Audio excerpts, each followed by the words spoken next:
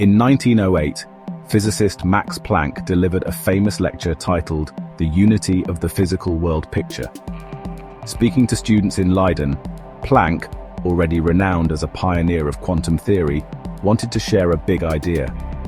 He argued that the entire universe is governed by one unified, consistent set of physical laws, forming a single world picture or worldview that all of nature obeys.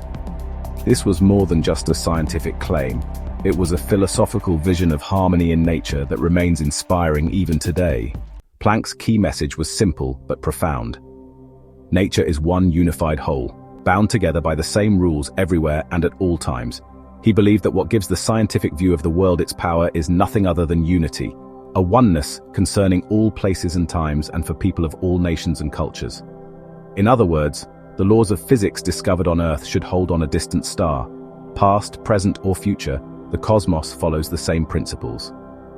This notion might sound obvious now, but in Planck's time it was a bold stance. Some thinkers argued that physics should just describe observations without assuming an underlying reality. Planck passionately disagreed. He pointed out that the great scientists of history, like Copernicus, Newton, or Faraday, achieved breakthroughs because they believed in a real, unified order behind the phenomena. It wasn't caution or minimalism that drove them, but their rock-solid belief in the reality of their world picture.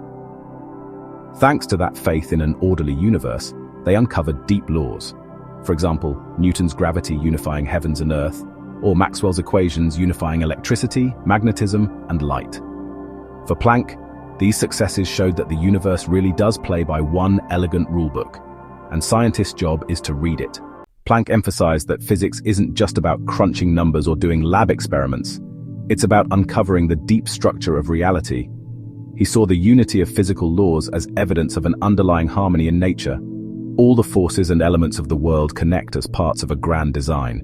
In fact, years earlier, he had envisioned the establishment of a single grand connection among all forces of nature, foreshadowing the very theme of this lecture. To Planck, the beauty of doing physics was that it reveals this coherent design.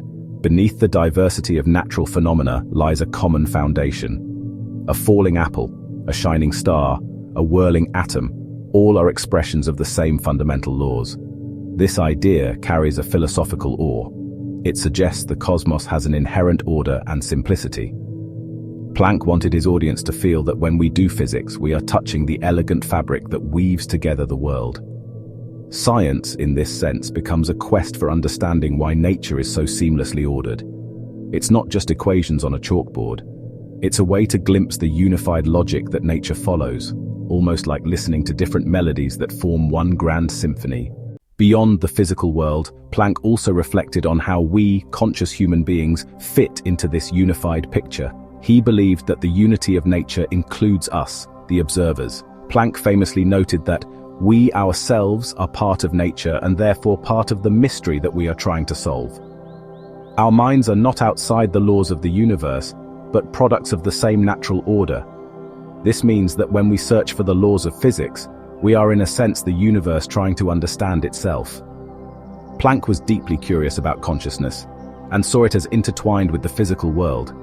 He even suggested later that everything we talk about ultimately presupposes consciousness, a bold hint that mind and matter are two aspects of one reality. In the lecture, he stressed that the human intellect resonates with nature's order. We expect nature to be comprehensible because our thinking is part of that unified order. This view elevates the significance of scientific inquiry. It's not only about external measurements, but also about our inner connection to the cosmos. Physics, for Planck, was a human adventure that bridges outer reality and our inner experience, showing the unity between the laws out there and the reasoning ability in here. Max Planck's insights in 1908 had a lasting impact on how we view science and reality. His bold defense of an orderly, law-governed universe sparked lively debates among scientists and philosophers. Planck's realism, the belief that physics uncovers true aspects of the world, stood against more skeptical views, and his arguments helped cement the idea that science aims to find a true unified description of nature. Over the 20th century, this worldview encouraged physicists to seek ever more unified theories. Inspired by the kind of single grand connection Planck spoke of, researchers pursued unification of forces. For example, electricity and magnetism were unified into electromagnetism, and later into a theory that also includes the weak nuclear force. Even Einstein was moved by the ideal of unity, spending his later years trying to unite gravity with other forces into one framework. Today, the quest continues in endeavors like the search for a theory of everything. Whenever physicists talk about combining quantum mechanics and cosmology, or finding one law that explains all of nature, they are following a path illuminated by Planck's vision. Finally, Planck's lecture reminds us that physics is not just about technology or formulas. It's about wonder and meaning. It's about believing that the universe makes sense in a profound way, and that by studying it, we become part of its harmony. This warm, inspiring message, that there is unity and beauty underlying reality, still resonates. Over a century later, Max Planck's words encourage us to look at the night sky or the atomic world and feel a sense of connection. All of it and all of us are pieces of one grand, unified physical world picture, an elegant reality waiting to be understood.